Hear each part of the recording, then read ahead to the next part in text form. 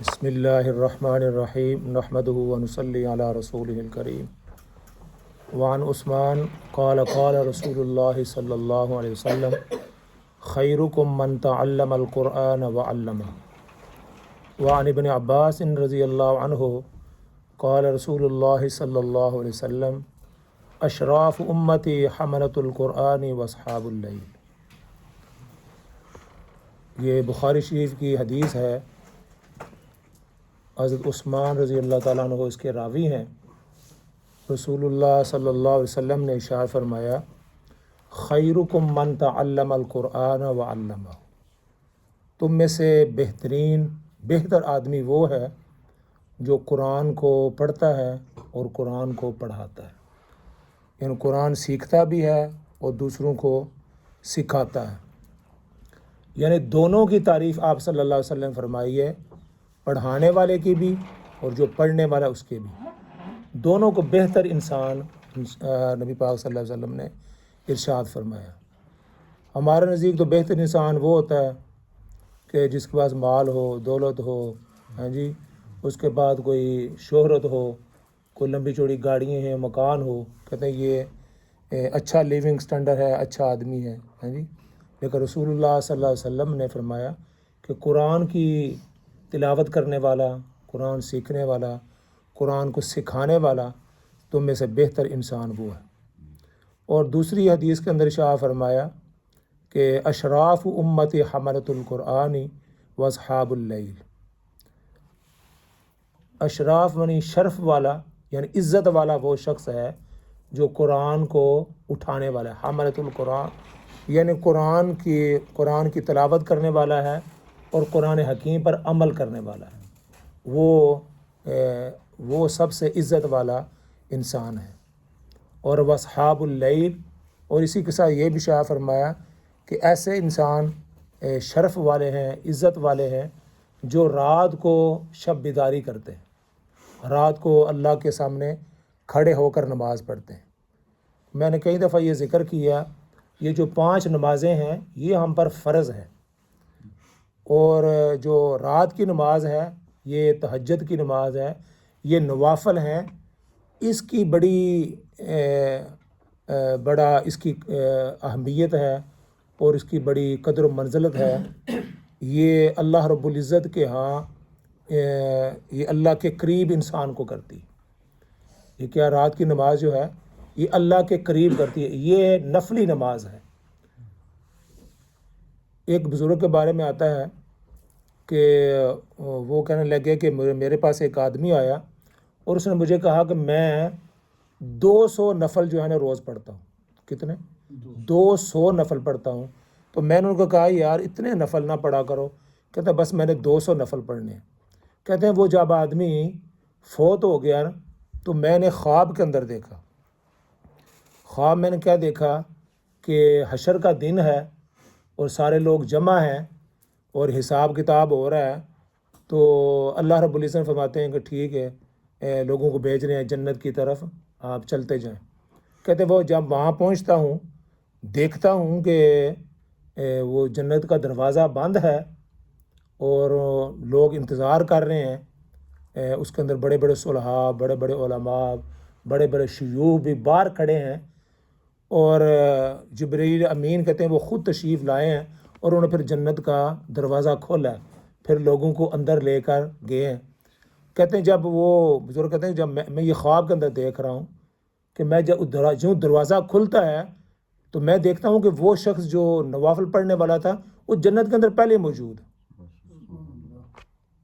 اللہ کی شان، ابھی دروازہ نہیں کھلا اس کا، ابھی لوگ باہر ہیں، ابھی حساب کتاب ہوا ہے۔ تو وہ کہنے لگا کہ میں بس وہ اس کے پوچھنا رہ گیا کہ میں اس کو پوچھوں گی اللہ کے بندے تم کیسے پہلے ہی پہنچ گئے ہو، لیکن کہتے اس کے بعد میری آنکھ کھل گئی۔ لیکن یہ اللہ تعالیٰ کے راز ہیں، اللہ تعالیٰ کسی پر ظاہر نہیں کرتے، اللہ تعالیٰ رازوں کو چھپا کر رکھتے ہیں۔ وہ جب آخری وقت ہوتا ہے نا تو انسان کی آنکھ کھل جاتی ہے۔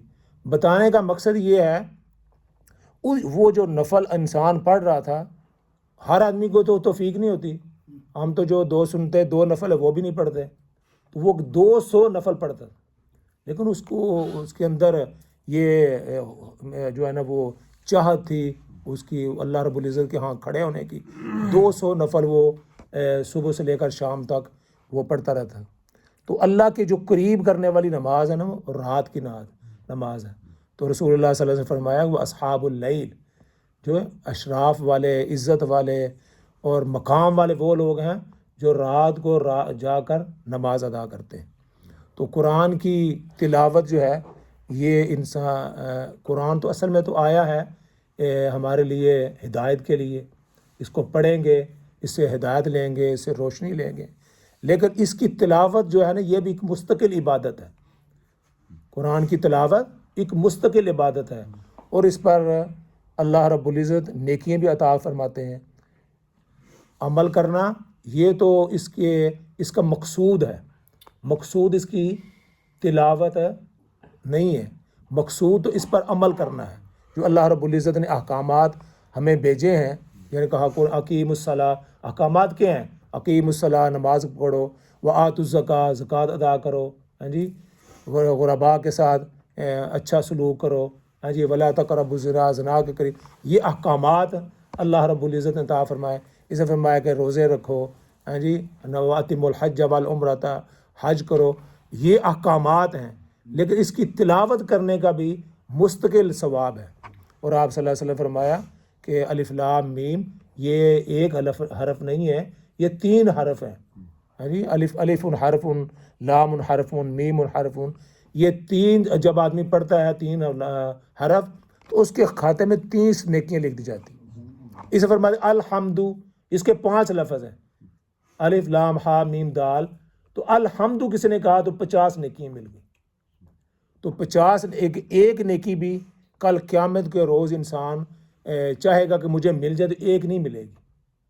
ایک نیکی اگر چاہے گا تو قرآن میں آتا ہے کہ آدمی اپنے ماں باپ کے پاس جائے گا، بہن بھائیوں کے پاس جائے گا، دوست احباب کے پاس جائے گا کہ یار میرا جو ہے نا کام ہو گیا بس ایک نیکی چاہیے. وہ کہیں گے بھائی ہمیں خود بھی ضرورت ہے، آج کوئی آپ کو نیکی دینے کے لیے تیار نہیں ہوگا. تو نیکیوں کے وقت یہ ہے. اس وقت ہم سبحان اللہ کہیں گے، الحمدللہ کہیں گے، اللہ اکبر کہیں گے تو ہمارے کھاتے کے اندر نیکیاں اللہ رب العزت لکھ دیں. الحمد کہنے سے 50 نیکیاں آپ کے کھاتے میں لکھ دی جائیں. جو جب کال قیامت روز ایک انسان ایک نیکی کو ترسے گا. تو قرآن کی تلاوت ایک مستقل جو ہے نا یہ عبادت ہے. اس کو اپنا معمول بنائیں. قرآن کی تلاوت صبح کے وقت نبی پاک صلی اللہ علیہ وسلم نے فرمایا کہ جو سورہ یاسین کی صبح تلاوت کرتا ہے نماز کے بعد یا نماز سے پہلے کہہ رہے ہیں، نماز پڑھ کے صرف سورہ یاسین کی تلاوت فرمایا کہ دن کی جو جتنی حاجات ہیں اللہ رب العزت پوری کر دیتے ہیں. ہاں جی، انسان کے لیے روٹی کا مسئلہ ہے، جاب کا مسئلہ ہے، کوئی اور مسائل ہیں، اس کے پڑھنے سے اللہ رب العزت اس کی حاجتیں پوری کرتے ہیں. سورہ جو ہے تبارک کیا سورہ ملک جو ہے یہ جو آدمی رات کو پڑھ لیتا ہے تو وہ فرمایا کہ یہ قبر میں اس کے لیے کام آئے گی. تو ہر صورت کی کوئی نہ کوئی فضیلت بیان کی گئی ہے. حافظ ابن کثیر رحمۃ اللہ علیہ ایک بڑے بزرگ ہیں، ان کی تفسیر ہے ابن کثیر. ہاں جی، تو ان کی تفسیر کے اندر انہوں نے ابن عساکر کے حوالے سے ایک اور جو ہے نا محدث ان کے حوالے سے ایک واقعہ نکل گیا. وہ واقعہ بڑا دلچسپ ہے. حضرت عثمان رضی اللہ تعالیٰ عنہ، عثمان غنی جو امیر المؤمنین ہیں، یہ ایک صحابی رسول ہیں. حضرت عبداللہ بن مسعود رضی اللہ عنہ بڑے مشہور صحابی ہیں اور ان کو فقیہ کہا جاتا ہے. ان کو جب حضرت علی رضی اللہ عنہ نے کوفہ کو اپنا دارالخلافہ بنایا نا، پہلے تو دارالخلافہ تھا مدینہ، جب حضرت علی کی باری آئی نا تو یہ کوفہ چلے گئے. کوفہ جو ہے عراق کے اندر ہے.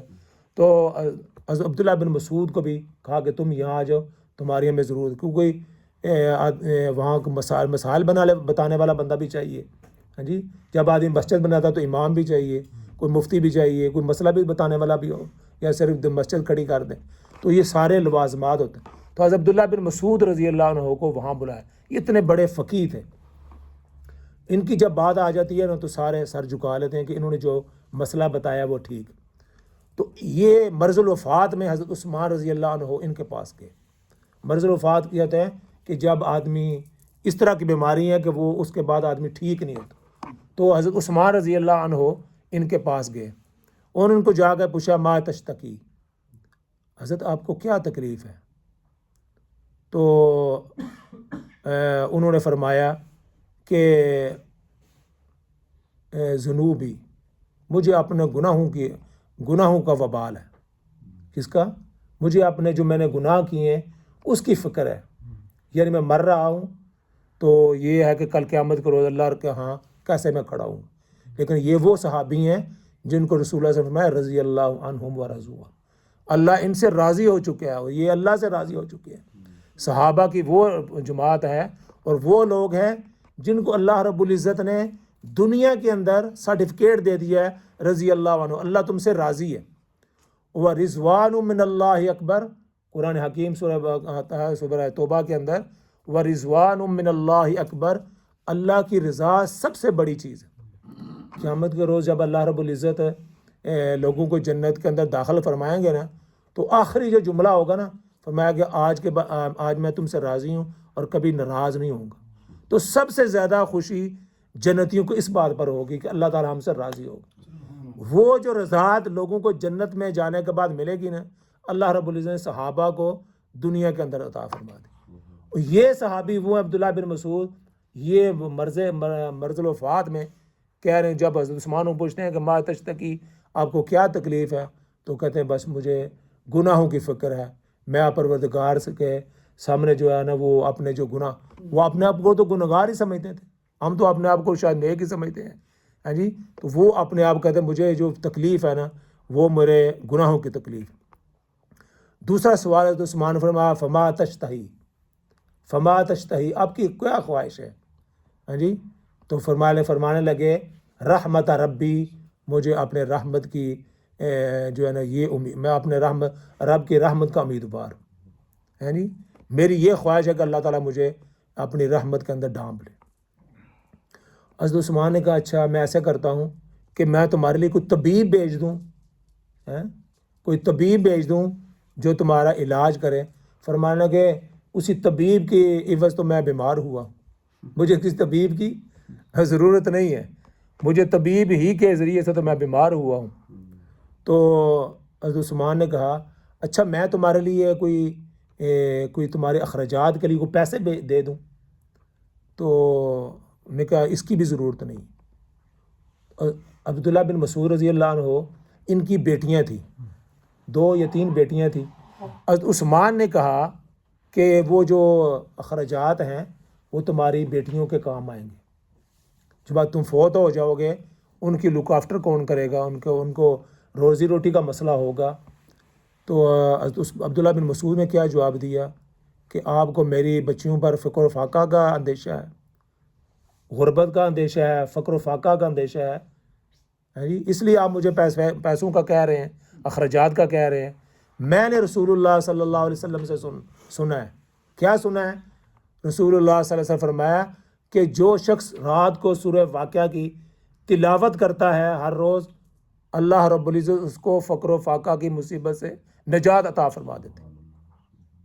سورہ واقعہ کی جو تلاوت کرتا ہے رات کو, اللہ رب العزت اس کو فقر و فاقہ, غربت, یہ جو روزی روٹی کا یہ مسئلہ سب کا, خودکشیاں بھی روزی روٹی کی وجہ سے ہو رہی ہیں, ان کا خودکشی تو کر رہے ہیں لیکن اس طرف دھیان نہیں کہ جو رسول اللہ صلی اللہ علیہ وسلم فرمایا کہ رات کو تلاوت کر لیں, دن کو نماز پڑھ لیں, رات کو سورہ واقعہ کی تلاوت کر لیں, اللہ رب العزت ہم پر رحم فرمائے. اس طرف کوئی جانے کے لیے تیار نہیں.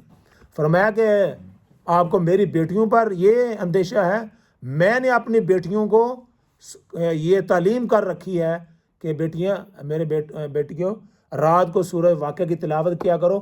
میری بیٹیاں رات کو سورہ واقعہ پڑھ کر سوتے ہیں اور مجھے امید ہے کہ اللہ رب العزت ان کو ان کی روزی روٹی کا بندوبست فرمائیں گے. مجھے آپ کے اخراجات کی ضرورت ہے. دیکھیں یہ صحابہ کا ایمان دیکھیں کہ مرض الوفات میں ہے. آدمی کیا چاہتا ہے کہ میرے پاس پیسے ہوں یا مجھ کو دے یا میں کسی کو ریکویسٹ کر کے جاؤں یار میرے بچوں کا دھیان رکھنا. ہر آدمی یہی کہتا ہے کہ بھئی یار میں جب مرنے والا ہوں یا میری دن ختم ہو گئے ہیں تو میرے بچوں کا میری بیٹیوں کا خیال رکھو. انہوں نے کہا امیر المؤمنین کو کہہ رہے عثمان کو کہ میں نے میری بیٹیوں پر آپ کو فکر فاقہ کی ضرورت نہیں اور مجھے آپ کے اخراجات کی پیسوں کی ضرورت نہیں ہے. میں نے اپنی بیٹیوں کو یہ تعلیم ارشاد کر رکھی ہے اور میری بیٹیاں اس پر عمل کرتی.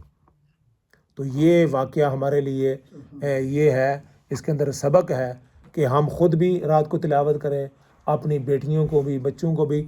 اللہ رب العزت انسان کی روزی کو آسان فرما دیتے ہیں. جو قرآن کی تلاوت کرتا ہے، جو اللہ رب العزت کے پیغمبر حضرت محمد رسول اللہ صلی اللہ علیہ وسلم نے شاہ فرمائے وہ 100% صحیح ہیں.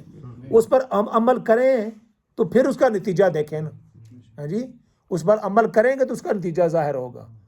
آدمی سارا دن پریشان بیٹھا رہتا ہے کہ میری روٹی کا کیا ہوگا، میرے روزی کا کیا ہوگا، میرے بچوں کا کیا ہوگا. لیکن جو نسخہ، جو کیمیائی نسخہ رسول اللہ صلی اللہ علیہ وسلم نے بتایا، اس پر عمل کرنے کے لیے تیار. جب اس پر عمل کریں گے اللہ رب العزت ہماری پریشانیوں کو، مصیبتوں کو، روزی کے سلسلے میں اور جو دوسری بھی ہیں بچوں کے سلسلے میں، ہاں جی، گھر کے سلسلے میں، بیوی بچوں کے مسائل اور برادری کے مسائل، اللہ رب العزت ان کو حل فرماتے ہیں. لیکن اس کے مطابق جب آدمی نسخہ جو ہوتا ہے نا، جو حکیم کی وہ کیا کہتے ہیں ہدایات کے مطابق عمل کرے گا نا، پھر وہ نسخہ، وہ دوائی اثر کرتی ہے.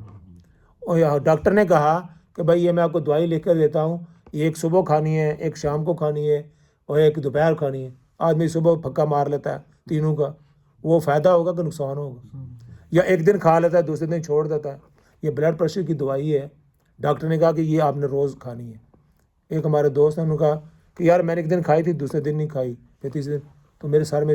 وہ ڈاکٹر نے کہا کہ تم نے کہا کہ ڈاکٹر کی ہدایت کے بغیر چھوڑنا نہیں اور ڈاکٹر کی ہدایت کے مطابق اس کو استعمال کرنا ہے. تو رسول اللہ صلی اللہ علیہ وسلم جو ہے نا وہ حکیم ہے. ہاں جی، وہ یہ دوائیوں دینے والے حکیم نہیں. یہ جو مسائل ہیں آپ صلی اللہ علیہ وسلم وہ جب ارشاد فرماتے ہیں تو اس کے مطابق جب ہم عمل کریں گے تو اس کا فائدہ ہوگا.